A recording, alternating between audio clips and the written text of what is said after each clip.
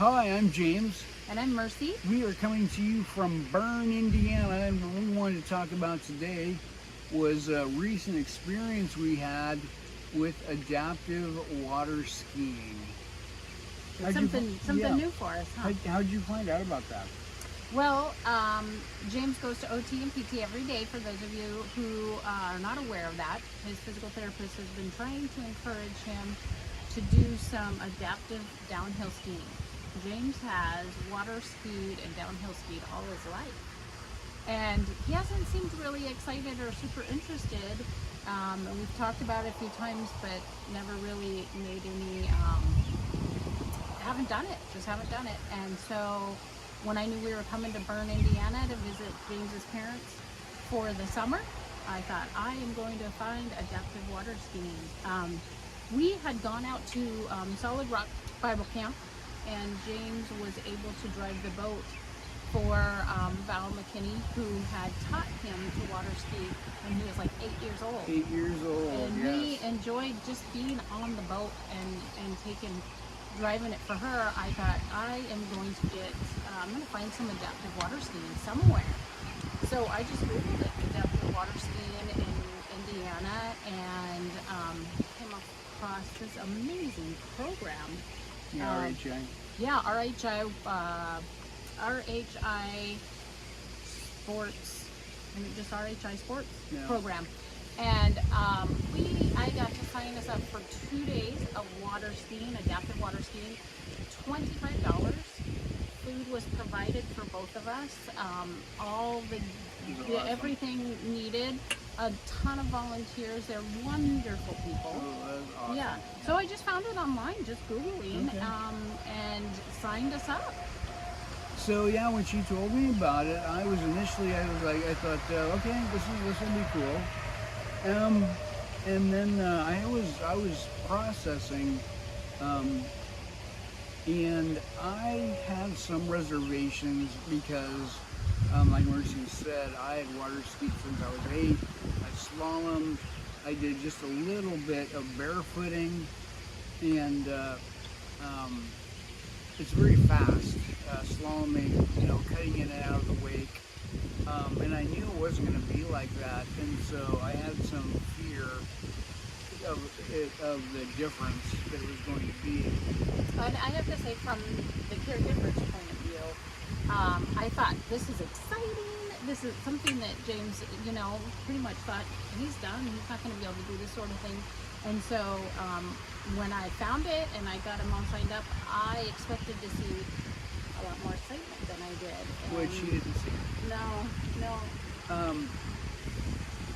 So we got there that day, and Took your brother. I took James. Daniel. I have a blind brother, Daniel. And he decided he wanted to go with us and do some skiing himself. Yep. So we got up, went, and I realized it was my first, after processing, the very first day we got there. I went, and I thought the equipment was pretty neat. And I skied 3 times, and I just wasn't having a great time. He wasn't. So the equipment, should we talk about the equipment Yeah. a little bit? So they had, a lot more about water skiing than I do. So they had a water ski that was thicker than normal, or Wider. wider, Yeah. thicker, Yeah. and it had a seat on it. They called the seat the cage, right? Yeah. And then you had a couple of options to have a couple outriggers on the side. Yeah, it was like two water skis on the side, or no outriggers. I skied twice with the outriggers and once without. And you could cut. The skier could cut a lot better without the outriggers, but for me, it took a lot more energy. Well, and I heard other people too say that skiing without the outriggers was just exhausting. Yeah. And so you chose to go without them the very first time. Like your first experience adaptive water skiing with the cage, sit skiing basically. You did it without the outriggers and you were exhausted. Yeah.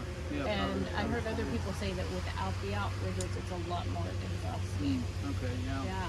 So yeah, it was an amazing lunch. The volunteers were absolutely awesome. Wonderful people. There's a lady walking around with popsicles, hamburgers, hot dogs, Coke, pop, soda, maybe some of you call it, in coolers, and all that for $25. And the people there volunteering. I mean, there were 2 ski nautiques there, the water skiing boats. The drivers they were just volunteered their own boats and said we'll come, we'll drive, we'll bring our boats. There were 2 jet skis with around each water skier, and on the jet skis there were 2 people, one driving and one they called the jumper, ready to jump in the water if a water skier fell. Then they had volunteers wheelchairing you right into the water, helping you get into the ski, wheelchairing you out of the water. And those people just that we had the opportunity to visit with while they were, waiting for James's turn or getting him into the chair, just so friendly and kind and I kept on thinking how Sarah and Colin would just be so good at his doing OT this. and PT. A lot of them were students, OT or PT students, or actual OT and PT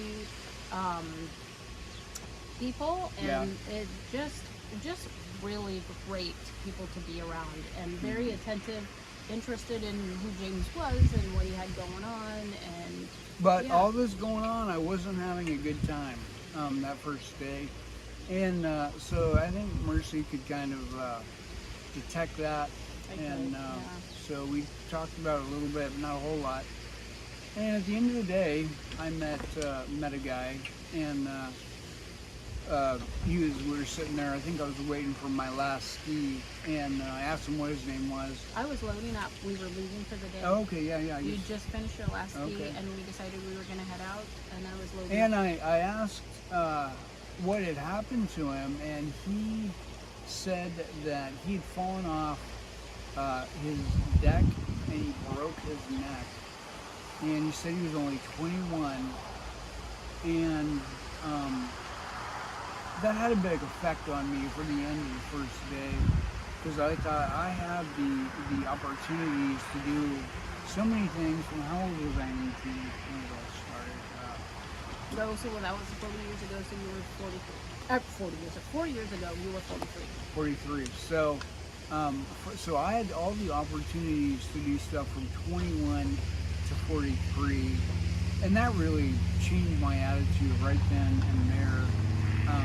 We had the opportunity to go back the next day, and I came back and just had a great time the next day, because I just was thinking of all the blessings I had received, the things I had gotten to do from 21 to 43. As this young guy I had met at 21, he was in a wheelchair, paralyzed, and he would not be able to do all the things I've gotten to do. Yeah, so after the first day, so then at that moment, James said, yeah, I want to come back tomorrow. We paid for both days, a whopping $25, and said, we'll go the first day, see how it goes. If we want, we'll go back the second day. If not, we don't have to. And I would say midway through day 1, I thought, we're not coming back. It was disappointing for me, because I was hoping this would be something that he would just be so excited about and so thrilled that it would encourage him to do the downhill skiing when we got back to Alaska. So as I went to get him to load, after I'd loaded up the car and he was sitting there talking to this young man, he looked at me and said, I want to come back tomorrow. And I said, you do?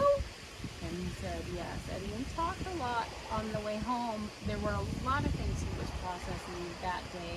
One thing that he said to me, actually I think during the day, do you remember what you said to me about the difference between water skiing and what you were doing that day? Yeah. I said it'd be the difference at the Alaska State Fair. There's this roller coaster, and it's a little dinosaur, and it goes about 15 miles an hour. It's for the little kids. Just in a circle. Adults can ride it also. We had been to Cedar Point, and there's roller coasters going 90, 95, 98 miles an hour. There's one that goes 120. And I said it would be like the difference between going from Cedar Point to the Alaska State Fair, 15 mile an hour roller coaster, and then being like, oh my goodness, this is so exciting. Um, and then also I realized that that was my first time being in the disabled community. I had not experienced that yet. I think this right here was the biggest thing. Not only were you feeling like, okay, this isn't water skiing. It's like a neighbor, so this is not water skiing. But I think the fact that we pulled into this place and there were people all over in wheelchairs, there were people from all ranges of disabilities, and James looked around and thought, I'm a part of this community now. And Yeah, it was the that was first a time very we'd new experienced for being me. like in a disability community, doing things with other people with disabilities. That I wasn't there helping, I was part of the ones being helped. Yeah, That was totally brand new. there were about 30 participants. I asked the next day, I said, how many people participated yesterday? So that means, 29 other people with disabilities of some sort, some in wheelchairs, some not.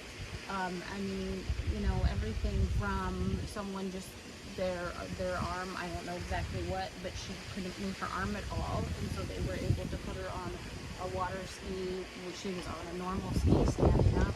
Yeah. There were people who had no mobility from the waist down, Yeah. and they could do without the outriggers. My blind brother. Hold the rope. Mhm. There were people with autism, people with proper Mental disabilities, yeah. Yeah, so there was the whole range of gamut, and here James was having to face the fact that this is Yeah. yeah. And so talking to the young guy who had broke his neck, like I said, really changed my attitude. And because he seemed grateful to be there, he had had a good time. I could tell he had a lot of support, like I do. I have a lot of support, and I thought that I want to go back. And the next day, I went back with a different attitude, being grateful that I could be there. I got out and I was cutting back and forth. I'm trying to put some video on YouTube, and you can watch the next video. Will be some pictures and things from our day water skiing. If I can do that. Yeah. So James had a whole different attitude. He did outriggers all 3 times because he realized without the outriggers he was too tired. And no, 4 times. He went 4 times the second day. Without the outriggers, he was just too exhausted to keep going. I didn't leave anything on the table. They at one point they said to hang on to the rope, and so I tried, and I still have kind of a sore neck.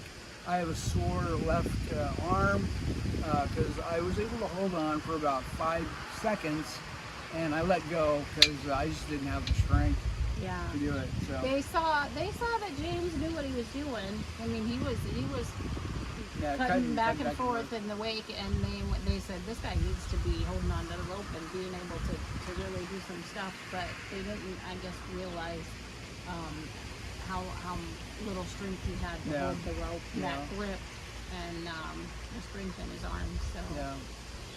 So I guess I would ask in the comments what has your experience been kind of entering the disability community? Was that easy? Was that hard? Did you expect it? Did you not expect it? Because it was difficult for me the very first time.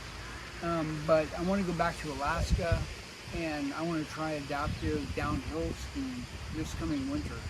Yeah, there were so many neat things happening. There was a gentleman we met like right when we first got there, day 1, as we were walking up. His name was William. At some point during that day, he basically had become a volunteer. He was in the water and he was helping other participants in and out Yeah. of the skis, and he, so he was there as a participant, but he was also helping others out. I talked to another, a father of a participant, and kind of shared with him what James had going on, and his son had grown up with his disability, and so the fact that James was an able-bodied man all of his life until 44 years old, or 43 years old, and then this hit him suddenly.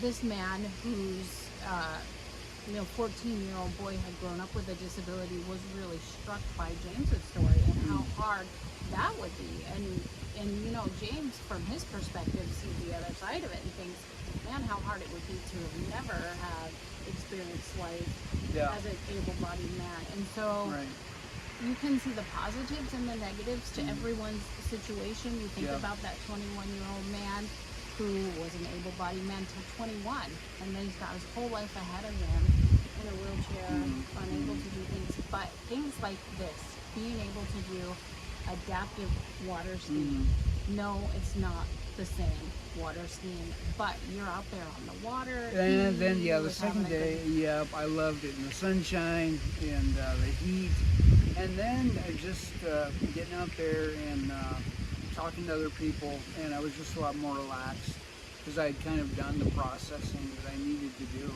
and the communication with Mercy really helped. Yeah, it was a lot to process. Yeah. For both of us. There was a point during day one when I thought, man, I really thought this was going to be an amazing experience. I thought this was going to be something that he was going to love, and it's like, okay, do I not continue to suggest things like this or encourage things like this because it was such a hard day for him? I think I came to the realization that no matter, that I need to just keep doing that. I need to keep encouraging, and maybe, day one or hour one or the beginning of it might be tough. Maybe you won't show the excitement that I would expect you to be showing. Or you would hope for. Or that I'd hope for, but that doesn't mean we're not going to have a great outcome at the end, which we did. We're going to go back in July to another Culver, Indiana. They're going to have another 2 days of water skiing. Same organization, probably a whole different group of volunteers in a different town, a whole group of different participants to meet, and going with the knowledge of what a great time it can be. Yeah, we are having a great summer. We have that coming up. I think we have a Red Sox at Chicago Cubs game coming up, Michael W. Smith concert, an air show in Michigan. Yeah. Going to see friends in Michigan. Yeah. What else? Just all kinds of stuff. Ezra at Little Sharks in Texas with his dad, but he'll be here. We're going to be in Indiana until August 4th. Yeah, so. family reunion coming up, something they call Swiss Days, a celebration they do here in Bern, Indiana. So lots of friends, lots of family, and a lot more cool stuff to come. We'll have to show have a video about what James is doing in place of his OT and PT that he gets every day back at home. So we'll talk about that another time. Okay, all right. I'm going to try and put up some of the water skiing and see if I can do that. Thank you guys. Have a great day. See you soon. Bye.